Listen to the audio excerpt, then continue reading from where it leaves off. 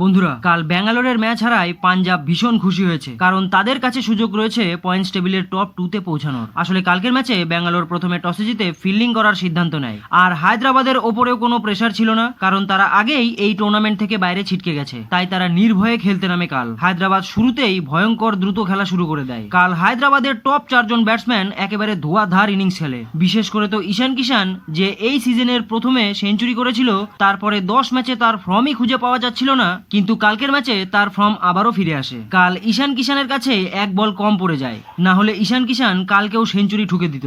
ঈশান কিষান কাল 94 রানের শেষ পর্যন্ত নট আউট থেকে ধোঁয়াধার ইনিংস খেলে, যার কারণে হায়দ্রাবাদ 231 রান করে 232 রানের টার্গেট দেয় ব্যাঙ্গালোরকে। এবার দেখুন, বিরাট কোহলি হচ্ছে চেজ মাস্টার, আর ব্যাঙ্গালোরের টিমও তার মধ্যে চূড়ান্ত ফর্মে চলছে। তাই আমি ভেবেছিলাম যে ব্যাঙ্গালোর হয়তো এই ম্যাচ জিতেই যাবে, কিন্তু হঠাৎ করে ভাষ্যকররা বলে ওঠে যে ব্যাঙ্গালোর আজ পর্যন্ত কেবলমাত্র 200-র ওপরের রান মাত্র 2 বারই নাকি চেস করেছে, আর তারা হাইয়েস্ট রান চেস করেছে মাত্র 204। তখন আমি ভাবছিলাম সেই হিসাবে তো 232 রান ব্যাঙ্গালোরের কাছে অনেক, কিন্তু তারপরেও আমি কোহলি আর সল্টের খেলা দেখে ভাবছিলাম যে আজ মনে হয় ব্যাঙ্গালোর নতুন রেকর্ড করেই ফেলবে। কিন্তু যখনই এই দুইজন প্লেয়ার আউট হয়, তখন ব্যাঙ্গালোরের আসল রূপ সবার সামনে চলে আসে। ব্যাঙ্গালোরের প্রত্যেকটি প্লেয়ারই কাল ফেল মারে, যার কারণে ব্যাঙ্গালোর শেষে গিয়ে 42 রানে ম্যাচ হেরেই যায়। আর আইপিএল এর ইতিহাসে এটা প্রথমবার হলো যে কোহলির 30+ রান করার পরেও ব্যাঙ্গালোর কাল ম্যাচ হারলো।